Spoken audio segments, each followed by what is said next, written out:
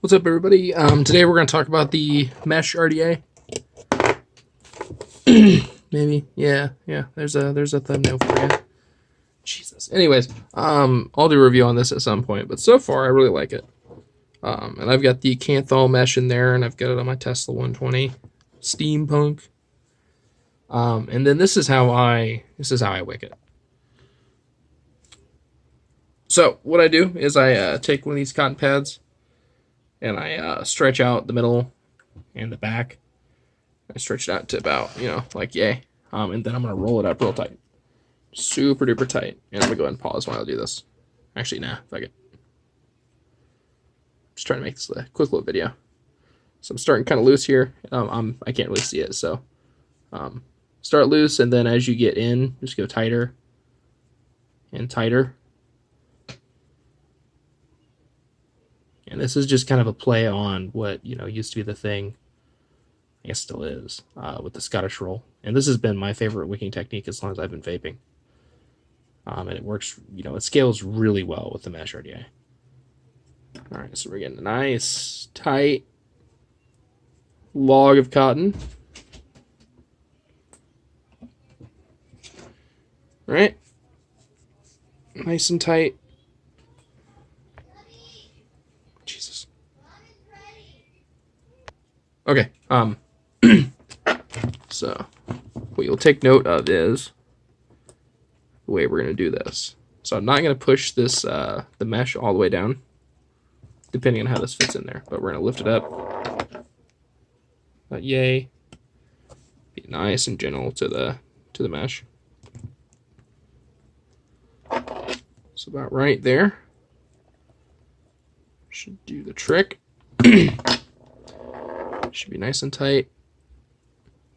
And then we're going to juice it up, cut it, and then we're going to tighten it down all the way.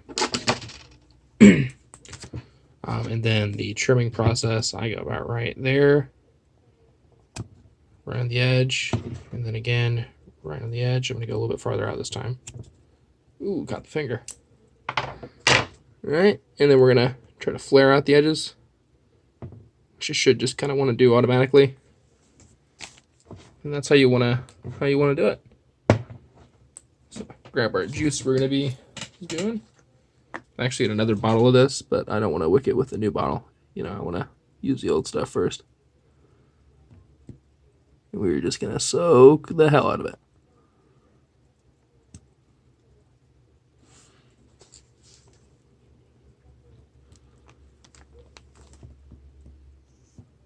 Give it a little pulse. Another little pulse.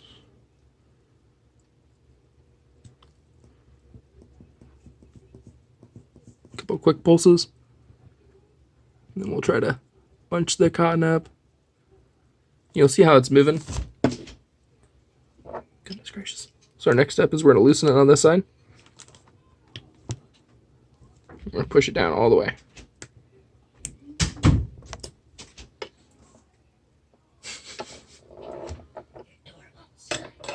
What's wrong with your door? Right. So we've got it. And you can kind of see how, maybe we could have made the cotton a little bit thicker. So, but what we'll try to do is we'll try to kind of push it in towards the middle. You'll see what I mean here. The goal is, of course, to make the cotton fit in between the mesh as tight as possible. And the reason is, if you don't, then you'll get essentially spots where there's a gap in between the cotton and the mesh, and then you're going to have a bad time. So we probably could have made this a little bit thicker. But, my door won't shut. I don't know what's wrong with it. Nightmare. Anyways, that's how I do it.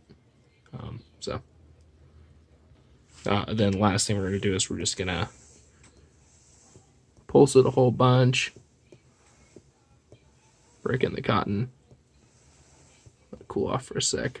I've got this, it's at 0.11 ohms, 41 watts. Right.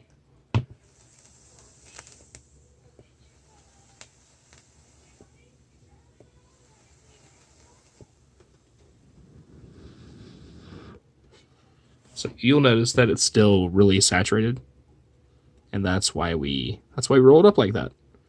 We can load it up with a very generous amount of juice, and as it gets lower and lower and lower, you'll be able to have more juice in there. You won't have to wick it as often. So that's why we roll the cotton.